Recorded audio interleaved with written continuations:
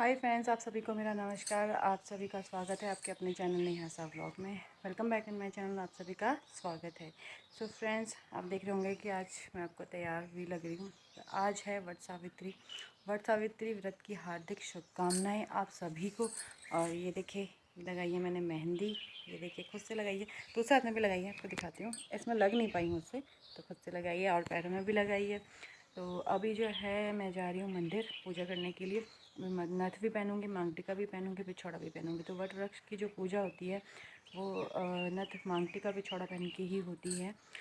What वृक्ष के बारे में तो आप जानते ही होंगे कि वट वृक्ष जो होता है बरगद का वृक्ष होता है, यहाँ पे नहीं है। और इसलिए हमने जो हमारा काली मंदिर है, मैंने आपको पहले भी अपनी वीडियो में दिखाया है, वहाँ पर एक छोटा सा पेड़ हमें अभी लगाया हुआ है। वो छोटे से कनस्तर में लगाया हुआ है, तो हम जा कर के वहीं पर पूजा कर लेते हैं। और बाकी जो भीमेश्वर मंदिर है वहाँ पर तो पीपल का पेड़ है इतना बड़ा सा, पर वहाँ पे वट वृक्ष की जो टहनी रखते हैं वहाँ पे भी पूजा लोग करते हैं। तो अब मैं जो है यहीं पर कर लेती हूँ काली मंदिर में। सब लोग यहीं पर करते हैं, तो सब लोग अपनी सहूलियत के हिसाब से जब उनको टाइम मिलता है तब वो जा कर के पूजा कर लेते हैं। कुछ लोग वहाँ पर को मिल कर के भी पूजा करते हैं, तो इसलिए मैं अभी जा रही हूँ वहाँ पे। और अभी इसके बाद मैं होंगी तैयार। आपको सभी को पता होगा इस वट सावित्री व्रत के बारे में। ये सत्यवान और सावित्री का व्रत माना जाता है, जिसमें सावित्री ने अपने पति के प्राण जो है यमराज से भी छीन के लिए आई थी। तो भगवान से यही प्रार्थना करूँगी कि सभी को अमर सुहाग दे और सभी के सुहाग की रक्षा करे। तो आप बने रहिए हमारे चैनल पे। मैं जाती हूँ मंदिर में, वहीं आपको मिलती हूँ और दिखाऊंगी वहाँ का वट वृक्ष छोटा सा। ये देखिए, मैं हो चुकी हूँ रेडी, मांग टीका और नथ वगैरह पिछौड़ा पहन करके। तो मैं जाती हूँ मंदिर। वैसे तो वहाँ पे सब लोग साथ में बैठ के भी करते हैं, पर ये है ना कि मेरा हो नहीं पाता है। ऐसे कितने लोग का हो नहीं पाता है, क्योंकि टाइम नहीं मिलता। कभी बच्चे को लाना है, छोड़ना है अभी को, तो आप सभी को तो पता ही है, नहीं हो पाता। तो इसलिए मैं अकेले ही जा रही हूँ, अकेले वहाँ पर पूजा करूँगी। कथा जो है मैं घर में आके पढ़ूँगी। तो ये जो है हमारे उत्तराखंड का विशेष परिधान है एक। ये देखिए पिछौड़ा, ये हमारा शुभ कार्यों में पहना जाता है।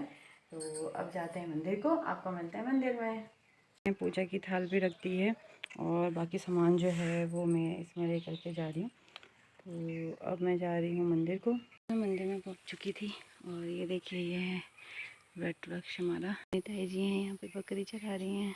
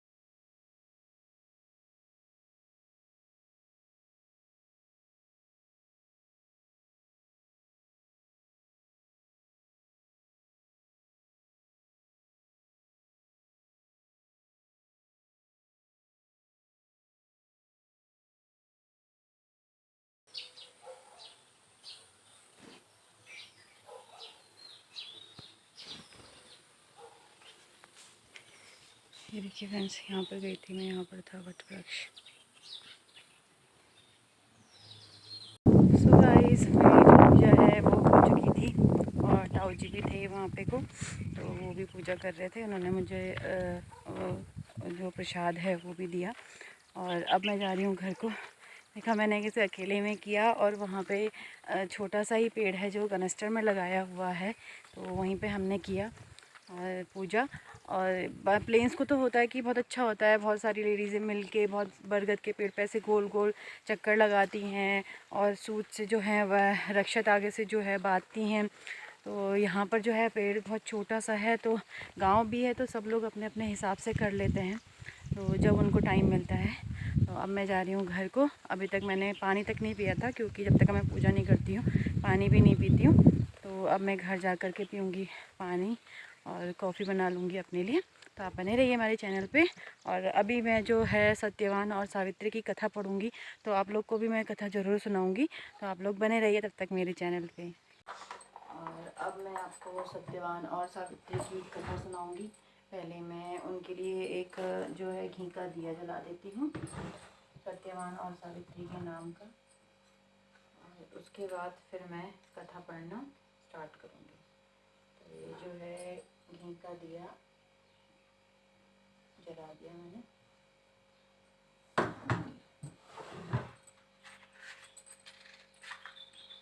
कथा बहुत बड़ी है फ्रेंड्स, तो जो है आप लोग आराम से सुनिएगा। हर सौभाग्यवती स्त्री के लिए व्रत बहुत फलदायक है, उन्हें लेना चाहिए अपने सौभाग्य के लिए।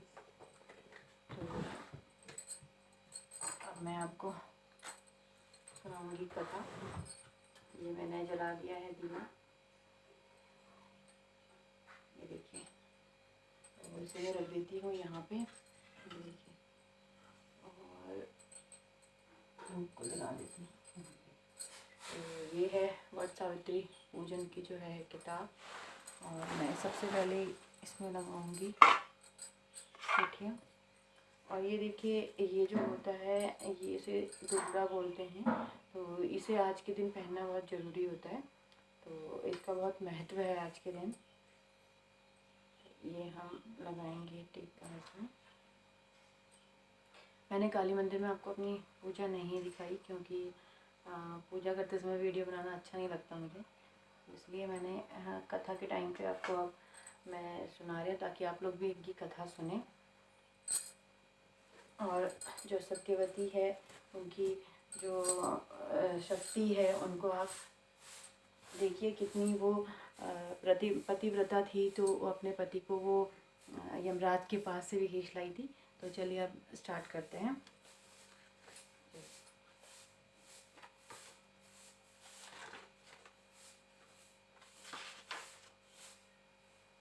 वट सावित्री या पढ़ साइंत की कथा। तो अब मैं स्टार्ट करती हूँ। प्राचीन काल की बात है, मध्य देश में अश्वपति नाम के परम ज्ञानी राजा थे। उनकी दीर्घकाल तक संतान न होने के कारण दुखी हुए राजा ने अपने राज्य के सब विद्वान, ज्योतिषी, ब्राह्मण, पुरोहित आमंत्रित कर एकत्रित किए। सबका यथा योग्य सत्कार कर कहा, हे भविष्यदर्शी विद्वान विप्रो, आप सब गणना कर यह बताने की कृपा करें कि मेरे भाग्य में कोई संतान है या नहीं। तत्काल राजा के प्रश्न का उत्तर देने के लिए एक विद्वान ज्योतिषी ने अपनी ज्योतिष गणनाएं प्रारंभ कर दी। कुछ समय सब गंभीर होकर राजा की ओर देखने लगे। राजा ने कहा, आप लोग संकोच त्याग कर सच्ची बात कहिए। ज्योतिषी बोले, हे राजन, आपके प्रश्न का उत्तर प्रसन्नता बढ़ाने वाला नहीं है, फिर सत्य को छिपाना नहीं है, आपको बता ही देना है। आपके एक अत्यंत रूपवान, बुद्धिमान, धर्मपरायण कन्या उत्पन्न होगी। इसके अतिरिक्त वो भी अपने विवाह के 1 वर्ष बाद विधवा हो जाएगी। यह विधि का विधान है। ज्योतिषियों की भविष्यवाणी सुनकर राजा बहुत दुखी हुए। वे कन्या और अपने राज्य की भविष्य चिंता में बहुत दुखी हो गए। कालांतर में राजा के एक कन्या उत्पन्न हुई। वह समयानुसार बचपन व्यतीत कर युवा हुई और विवाह योग्य आयु की हो गई। राजा अपनी कन्या के विवाह का परिणाम सोचकर भी दुखी हो गए। वे ये विचारने लगे कि कुछ बचाव का प्रयास किया जाए। ऐसा सोचते सोचते देव प्रेरणा से राजा को नारद जी का स्मरण हो आया। धर्मात्मा राजा ने आवाहन कर नारद जी को बुलाया और सारी बातें बता दी। नारद जी कुछ पल विचार कर बोले, हे राजन, तुम अपनी कन्या के विवाह का दायित्व उसी पर छोड़ दो। तुम अपनी कन्या से कहो कि वह अपने लिए स्वयं ही कोई योग्य वर तलाश ले।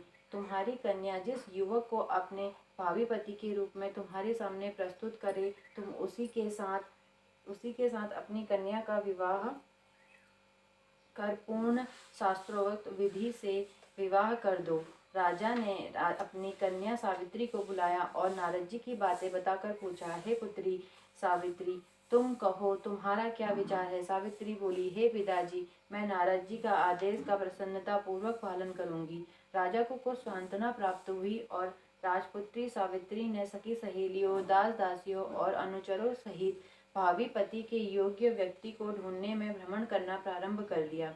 अनेकों नगर वन प्रांत पार कर सावित्री एक छोटे से रमणीक जंगल में पहुंची। वहां पहुंचकर सावित्री ने अपना रथ रुकवाया। कुछ देर प्रकृति की सुंदरता निहारने के बाद सावित्री विश्राम करने लगी। आँख खुलने पर एक वृक्ष की डाल पर बैठकर कुल्हाड़ी से लकड़ी काटता एक सुंदर बलिष्ठ गौण वर्ण युवक दिख पड़ा।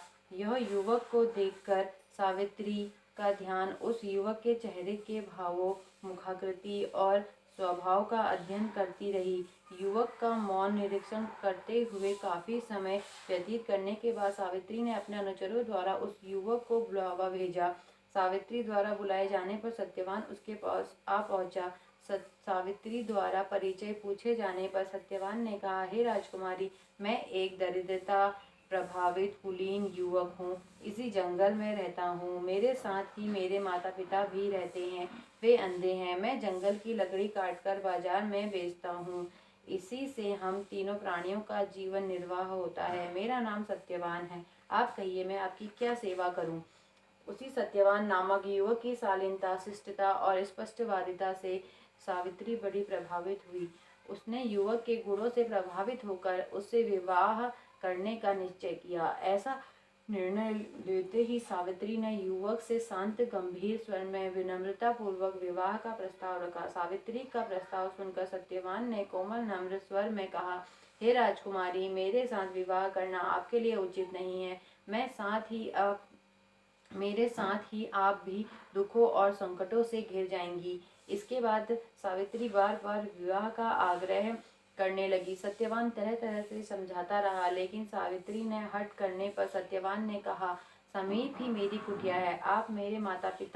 वहाँ मेरे माता पिता हैं। आप उनके पास चलें। अच्छा हो कि यह बात उनके सामने हो। सत्यवान के प्रस्ताव से उत्साहित होकर सावित्री उसकी कुटिया में गई। वहाँ सत्यवान के अंधे माता पिता ने भी सावित्री को हर तरह तरह से समझाया, पर सावित्री ने अपनी ओर से उन्हें तरह तरह से आश्वस्त कर विवाह की स्वीकृति प्राप्त करने में सफलता प्राप्त कर ली। सत्यवान ने भी विवाह के लिए स्वीकृति दे दी। सत्यवान की कुटिया से लौटकर सावित्री अपने पिता के पास पहुंची और संपूर्ण वृत्तांत बता दिया। सावित्री ने अपने पिता से वार्तालाप कर रही थी कि उसी समय नारद जी आ पहुंचे। वे बोले, तुमने अपना पति किसे चुना है। इस पर सावित्री ने पुनः सारी बातें नारद जी के सामने दोहरा दी। नारद जी बोले, सत्यवान एक गुणवान, रूपवान, सदाचारी, सज्जन युवक है, परंतु विवाह के 1 वर्ष बाद ही उसकी मृत्यु हो जाएगी। इसलिए हे सावित्री, तुम अपने लिए पुनः किसी अन्य व्यक्ति को चुनो। सत्यवान अल्पायु, कम उम्र में मरने वाला है। नारद जी की यह बात सुनकर सावित्री बोली, हे नारद जी, दैव भय से मैं धर्म विमुख नहीं हो सकती हूँ। हिंदू नारी जीवन में एक बार अपने पति का चुनाव करती है। मैं सत्यवान को अपना पति चुन चुकी हूँ। अब वचन भंग का पातक नहीं करूँगी। नारद जी ने और सावित्री ने पिता ने उन्हें तरह तरह से समझाया, पर सावित्री सत्यवान से ही विवाह करने पर दृढ़ रही। तो नारद जी ने कहा, तुम्हारा कल्याण हो, जीवन सुखी हो। तो नारद जी आशीर्वाद देकर विदा हो गए। सावित्री की इच्छा अनुसार उसके पिता ने उसका विवाह सत्यवान के साथ कर दिया। सावित्री को ज्ञात था कि 1 वर्ष बाद उसके पति की मृत्यु हो जाएगी। ऐसे में यदि शंकर जी को प्रसन्न कर लिया जाए तो विधि का विधान पर भी विजय पाई जा सकती है, क्योंकि शंकर जी के विषय में प्रसिद्ध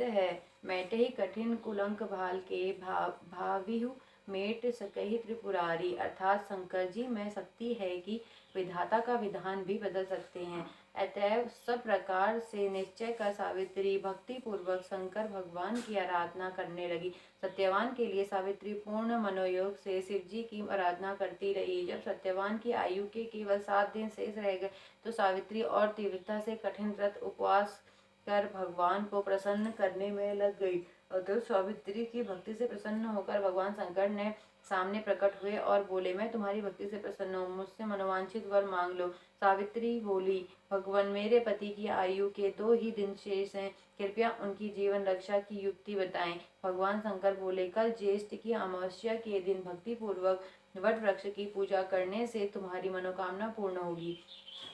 सावित्री ने वट वृक्ष की भक्ति पूर्वक पूजा की और रात्रि में जागरण किया। दूसरे दिन प्रातःकाल जब सत्यवान जंगल में लकड़ी काटने जाने लगा तो सावित्री भी उसके साथ चलने की हट करने लगी। किसी प्रकार सास ससुर को राजी कर सावित्री ने पति को भी मना लिया और उसके साथ जंगल में स्वयं भी गई। लकड़ी काटने के लिए सत्यवान एक वृक्ष पर चढ़ा। एक डाल को काटने के लिए कुल्हाड़ी चलाते ही सत्यवान का सिर दर्द करने लगा। वह वृक्ष के नीचे उतर आया और सावित्री से बोला, मेरे सिर में पीड़ा हो रही है, मैं आराम करना चाहता हूँ। पतिव्रता धर्मपरायणा सावित्री चिंतित होने लगी। सत्यवान कुछ ही देर में मूर्छित होकर अचेत हो गया। तभी सावित्री ने अपने सम्मुख एक दिव्य पुरुष को देखा। वह दिव्य पुरुष को देखकर सावित्री ने पूछा, आप कौन हैं? उसने उत्तर दिया, मैं यमराज हूँ। तुम्हारे पति की आयु समाप्त हो चुकी है, मैं उनके प्राण लेने आया हूँ। अपनी बात समाप्त कर यमराज ने सावित्री की गोद में अचेत पड़े सत्यवान के प्राण लेकर प्रस्थान किया। सावित्री भी यमराज के पीछे पीछे चल पड़ी। यमराज ने सावित्री को अपने पीछे पीछे आने से बार बार मना किया, पर सावित्री नहीं मानी। जब यमराज के पीछे चलती हुई बहुत दूर आ गई तो उसने अपना पीछा छुड़ाने का विचार किया। यमराज बोले, अपने पति को प्राण दान देने के अतिरिक्त कोई अन्य 3 वर मांग लो और लौट जाओ। इस पर सावित्री ने कहा, हे धर्मराज, मेरे अंधे सास ससुर फिर से नेत्रवान हो जाएं। धर्मराज एवं वस्तु कह दिया। सावित्री ने अपने सास ससुर का खोया राज्य लौटाने की प्रार्थना की। धर्मराज ने इसे भी स्वीकार कर ली। अंत में सावित्री ने तीसरा वर मांगा कि वह पुत्रवती हो जाए। धर्मराज ने तीसरा वर भी स्वीकार कर लिया। वरदान देकर धर्मराज शीघ्रता से आगे बढ़े। कुछ देर जाने के बाद धर्मराज के पीछे देखा तो वह पाया कि सावित्री अभी भी पीछे पीछे आ रही है। इस पर क्रोधित होकर धर्मराज बोले, मैंने तुम्हारे 3 वर स्वीकार कर लिए, फिर भी तुम मेरे पीछे पीछे क्यों आ रही हो? सावित्री बोली, भगवान, आपने मुझे पुत्रवती होने का वर दिया है, फिर भी आप मेरे पति के प्राण लेकर जा रहे हैं। पति के बिना मैं कैसे पुत्रवती बनूंगी? सावित्री का तर्क सुनकर और अपने वरदान देने की गलती का अनुभव कर धर्मराज बौखला गए। पुनः संयत होकर बोले, सावित्री, बड़ी चतुरता से तूने मुझे धर्म संकट में डाला है। जाओ, वरदान असत्य नहीं होगा। अपने पति के पास जाओ, तुम्हारे पहुँचते ही सत्यवान जीवित हो उठेगा। सावित्री अपने पति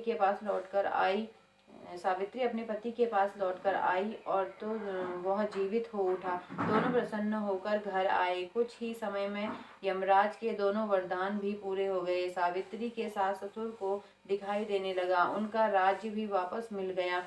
वह सब बरसाइत अमावस्या के व्रत का प्रभाव था। इस व्रत को सर्वप्रथम सावित्री ने मनाया था, अतएव इस व्रत का दूसरा नाम वट सावित्री वटम भी हुआ। हे भगवान, जिस प्रकार आपने सावित्री को अटल सुहाग दिया, वैसे ही सबों को देना। आपको जो आपका भक्ति पूर्वक व्रत करे। सावित्री के पिता को पुराने श्राप से मुक्ति प्राप्त हुई। सावित्री के पिता अश्वपति को भी 100 पुत्र प्राप्त हुए और सावित्री सत्यवान भी 100 पुत्र प्राप्त करके दीर्घायु तक राज्य भोगा और अंत में वैकुंठ सिधारे। प्रत्येक सौभाग्यवती स्त्री के लिए यह व्रत करना आवश्यक है। जय हो सत्यवान और सावित्री माता की जय। सो फ्रेंड्स, ये थी कथा और आशा करती हूँ कि आपको कथा पसंद आई होगी, तो आप ज़रूर इसको सुनिए। तो अभी आप हमारे चैनल पे बने रहिए। तो फ्रेंड्स, ये जो है अब मैं मम्मी जी को दे रही हूँ। तो ये सुहाग की चीज़ें हैं ताकि मेरा सुहाग भी बना रहे और इनका सुहाग भी बना रहे। बिना सौभाग्य। ये देखिए, ये मैंने पहन लिया है टुकड़ा और इसे जो है आज के दिन पहनते हैं। और मम्मी जी को मैंने सुहाग की सारी चीज़ें दे दी हैं और आज की वीडियो को मैं यहीं पर एंड करती हूँ। आशा करती हूँ कि आपको ये वीडियो ज़रूर पसंद आएगा और ऐसी ही और वीडियोस देखने के लिए हमारी वीडियो को लाइक करें, शेयर करें, कमेंट करें, सब्सक्राइब करें। Thanks for watching this video. बड़ों को मेरा नमस्कार और छोटों को ढेर सारा प्यार। मिलते हैं आपको अगले वीडियो के साथ। Bye bye.